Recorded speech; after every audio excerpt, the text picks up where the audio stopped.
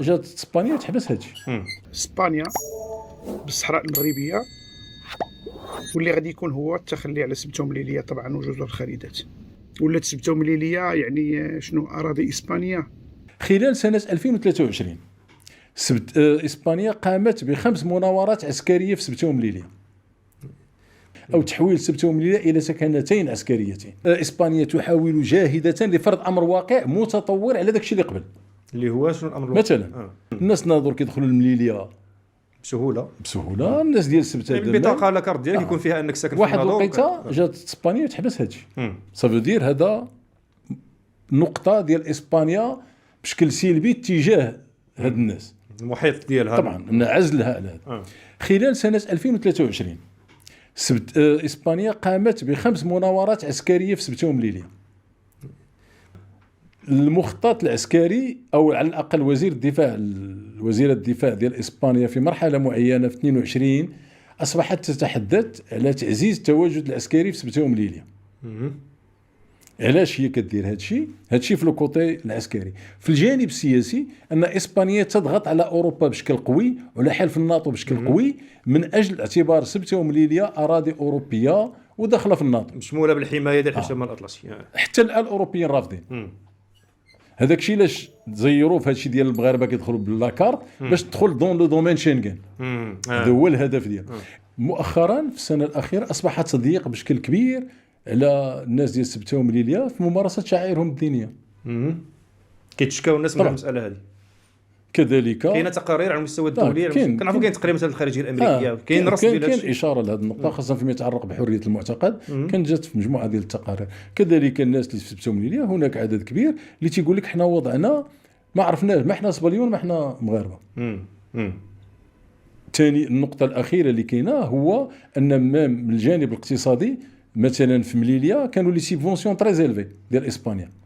مثلا نفس الارتيكل اللي غادي تشريه في مليليه بثمن، مثلا تشريه مليليه ب 3 يورو غتشريه في سبته ب 5 يورو وغتشريه في اسبانيا ب 8 يورو.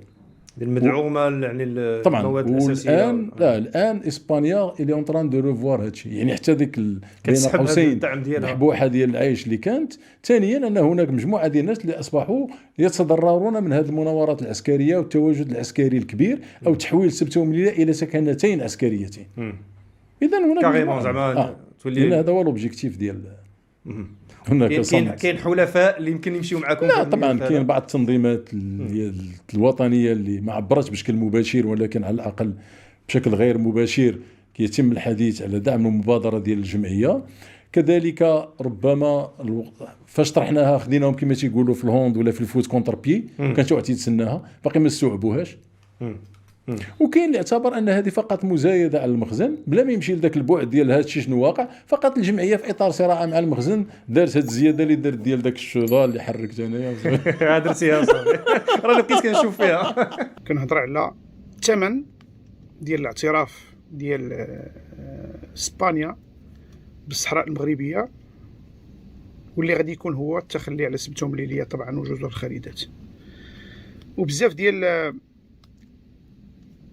التعليقات كانت كتقول اش كتخربق انت كتسترون، وكاين عاود تعليقات اخرى اللي قالت لك وحنا من اجل الصحراء ماشي مشكل نفرطوا في سبته ومليليه.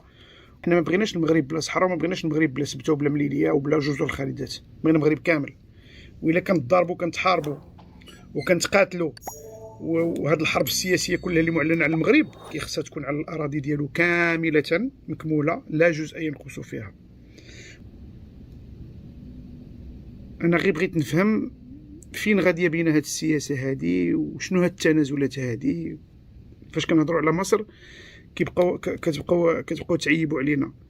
فاش كنقولوا ان المغرب رجع بحال مصر كيعطي في الجزر ديالو وكيعطي في المسائل ديالو، كنوليو حنا ما تقارناش بمصر. المغرب لا علاقه له بمصر، المغرب احسن من مصر.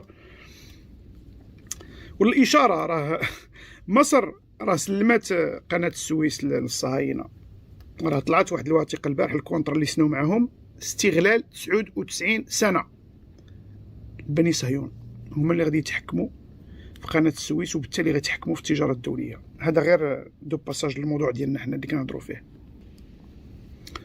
وخرج بلاغ من وزارة الخارجية ديالنا كيف ما قال السي المهداوي، كيقول لك تصبح نقطة جمركية، يعني انت اعترفتي بها على انها دولة اخرى، والسلعة كلها اللي غتدخل من سبتة او مليلية غادي تجمرك، يعني غادي تخلص عليها ضرائب جمركية كأنك جايبها من دولة اخرى.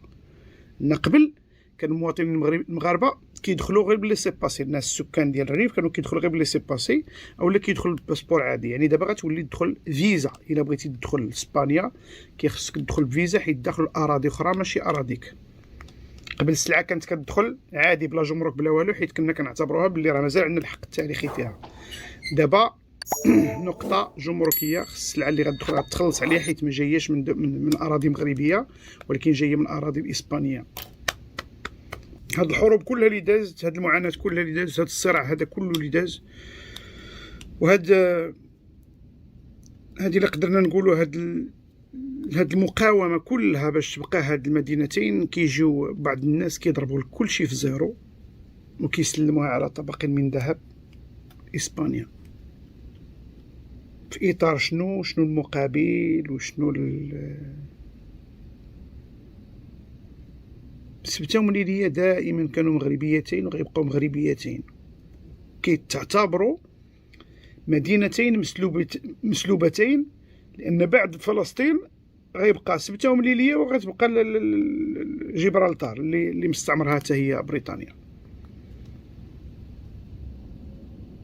ففين هاد الناس هادو اللي كيقول لك حنا الوحده الترابيه الاخر وهذه وهذا شنو دابا صافي تنزلتوا على هاد المسائل هذه كلها. ليا ولا هضر شي واحد نقول له عرفتي اش غدير، صافي غير حبس علينا داك الصداع، اجي هاك خذ هاد المشاريع، خذ هاد الابار هذه ديال النفط نقب عليها، خذ داك المحطه الغاز ديها حتى انت.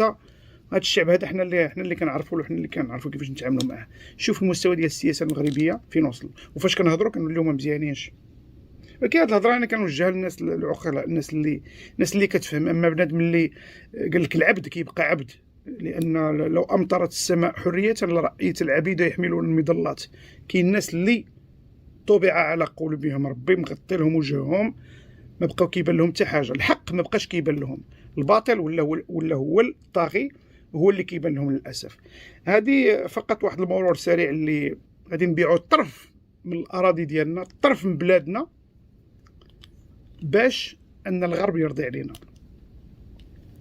شو على تحليل وشو على منطق خدامين به هاد الناس، يعني مستعدين يقبطوك يطحنوك انت باش يحافظوا على الحكم ديالهم. وإلا هضر شي واحد غيقولوا له كي ماشي مشكل، هاك خذ واحد الطرف من فاس، خذ واحد الطريف من طنجة، غادي يبيعوا البلاد. المهم اهم حاجه هما عندهم انهم يبقاو في الحكم.